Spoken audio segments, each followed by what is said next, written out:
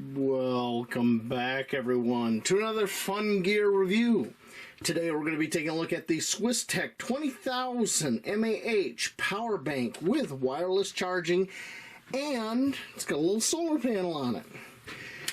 I picked this up at my local Walmart for $37.88 before tax. Before I bust it out of the case here and show you it, some quick specs. It's IP54 dust and weather resistant. And for those that don't know how the IP rating works, the first number is for solids and the second number is for liquids. So IP54, the 5 for solid means dust protected, limited ingress of dust permitted, and the 4 is protected against water sprayed from all directions. So I would say it's somewhat weatherproof, but I wouldn't submerge it in water. I'd probably destroy it. Okay. It does have a wireless charging port, 2 USB-A ports, 1 USB-C port, and 1 micro USB port with fast charge. Solar battery maintainer, a 100 lumen built-in light with spot and floodlight settings, digital power indicator, and USB-C charging cable are provided. Take a quick look at the box here.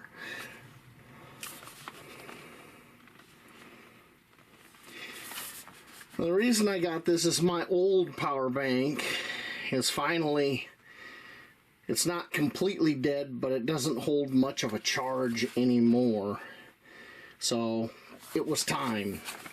Now, full disclosure, I've had this for several weeks and I've been using it for several weeks.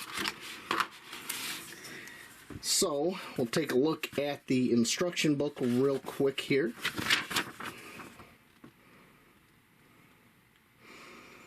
You can pause and look at that at any time.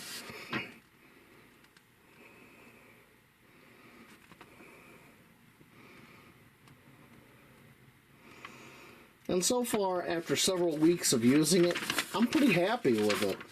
It does what I want it to do. Charges up my devices. It's a little on the large side and a little heavy, but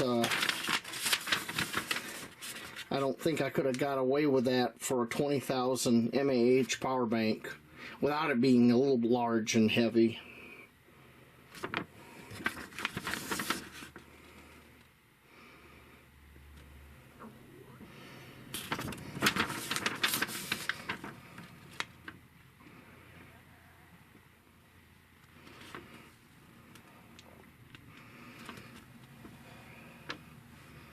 Oh, sorry. I'm kind of all over the place here. Alright.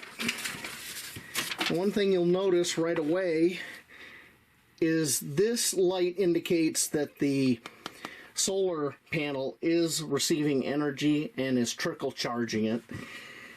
This is kind of a gimmick. It's not super efficient. And they even say in the manual, don't leave this in direct sunlight, probably for overheating purposes. So if you were trying to charge this up via this panel, you might be out there a long time. There is the built-in lights. This is the function button. Down here we got this silicone shoe.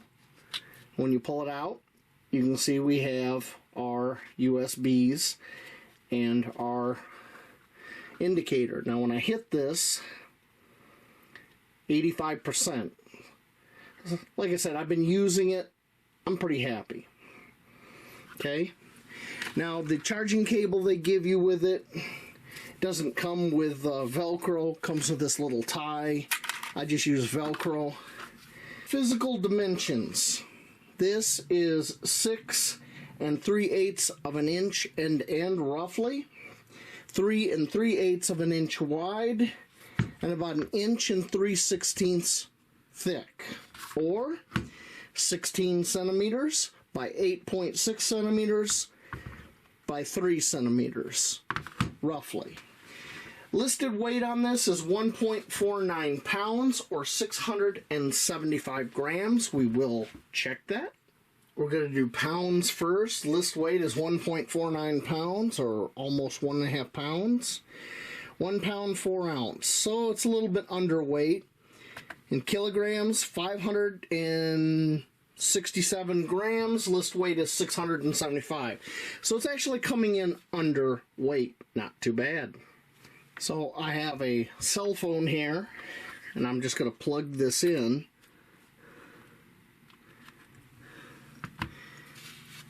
And the little display came on. Charging indicator on the phone come on. Oh, it's already 100% charged.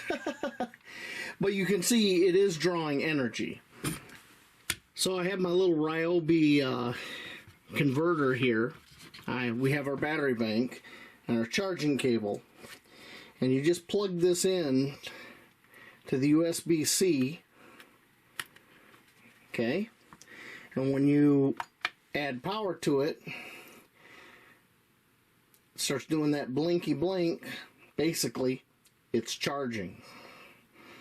And it charges pretty fast. I was actually kind of surprised. I think they said in the manual, the first time you charge it, you should charge it for 6 hours. I think I charged it for like 4.5, and it was full. So, works out pretty good. One thing I want to talk about is this wireless charger. I don't have any devices that wirelessly charge. We tried my buddy's cell phone that has wireless charging, and it does work. It did start charging his cell phone.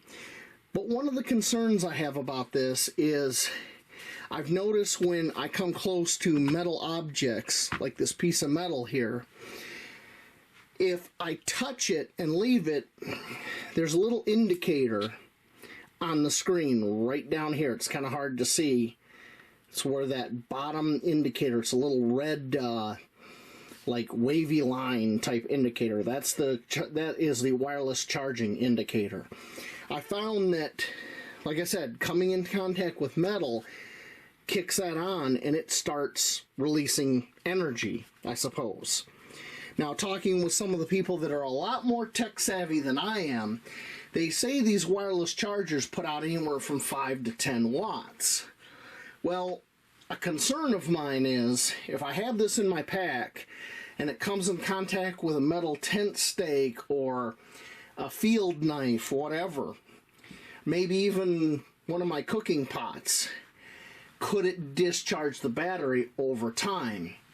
And after talking to several of these people, they said, yes, it's very possible it could discharge over time. If it's coming on and wirelessly putting out energy, you're losing energy from the battery bank. So that's one thing to keep in common. Let me take this piece of metal and take this, and I'll get it arranged on here and show you what that looks like on the screen. All right. You'll see that little red flashing. That means it's wirelessly charging on this piece of metal that I'm holding out here with my thumb. Now, so I'm not super tech savvy. I don't know if that would discharge the whole battery, but it is something to keep in mind if you get one of these and put it in your pack. I would keep this away from any kind of metal. Another thing to be concerned about with this power bank is once you open up this here to get at your ports, well, when you plug something in, like I'm going to plug in this USB, you can see this flap is putting some pressure against your cable. Now, over time, I don't know the longevity of the cable, if it's going to start to break right here or not. I don't know the longevity of this flap, if that's going to break off. But it's kind of an irritating design, because whatever you plug in, this is always going to be pushing against it. So that's one thing to take into consideration. To operate this flashlight, which is kind of a nice addition, it's not necessary, but hey, they threw it in. You press and hold the operation button for more than 2 seconds. It'll click on the little spotlight. If you hit the button again, a quick tap, you got the outer floodlights. Hit it again, you got all 3 on. Now with all 3 on, it says it's 100 lumens. And you hit it again, turns it off, hit it again, see it just keeps cycling. Now if you hold this again, it should shut off. And there it shuts off. Let's go outside in the full dark and see what the throw is on this. It ain't going to be great, it's only 100 lumens, but let's check it out. We are in the backyard near the stump top. It's the middle of the night, and we are going to test the light function on our power bank. So let me kick it on. Okay, there's the spot beam. And it's kind of hard to see in the camera because the camera isn't picking all of it up. But I'm getting about, I'd say anywhere from 8 to 10 meters with just the spot beam. Alright, let me hit the button again. There's the flood, and with the flood I get more of a radius. So instead of seeing what's immediately in front of me, I'm seeing more side to side. Let me hit the button again. Now we got the spot and the flood. There's the 100 lumens. You can see over there. Right over there is the ladder, which is a good 10 meters. Unfortunately, my camera isn't picking up everything I'm seeing. I'm seeing some trees in the back over here. And, you know, in a pinch, this light isn't bad at all. If something happened to your headlamp or your primary light stopped working, was broken, and this is all you had, it would definitely work out. I mean, heck yeah. As a nice little addition to the power bank, it works quite nicely.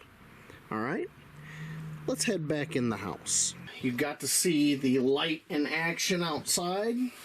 It's time for final thoughts.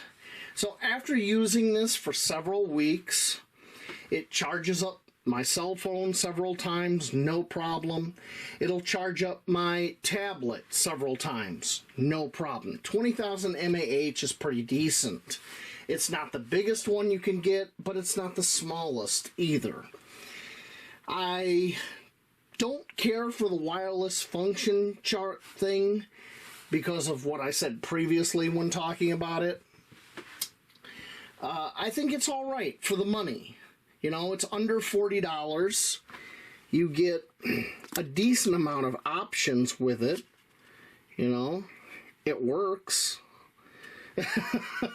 And these days, if you get something that works without spending a boatload of money, that's pretty good. You know, it's pretty decent. So, do I recommend this? If you're in the market for one and you don't want to spend a lot of money, maybe you're not even sure after watching this review, I say try one out. Pick one up at your local Walmart, try it out. If you don't like it, you have, I think the return policy is 90 days. Keep your receipt. Take it back and return it if you don't like it. It's even easier than returning something on Amazon, which I have done many times. So that's really all I got to say about this. Buy it, don't buy it. There is a link to its item description in the page for Walmart's website. It's entirely up to you whether or not you get it. They do make a smaller version of this in 10,000 milliamps. I looked at that version. I ended up going with this one because I wanted a little bit more battery power. I was willing to sacrifice the weight issue because it's about half the size and probably about half the weight. But these are my thoughts. This is my opinion. So get out there in those woods and have a great time. I will catch you all later on.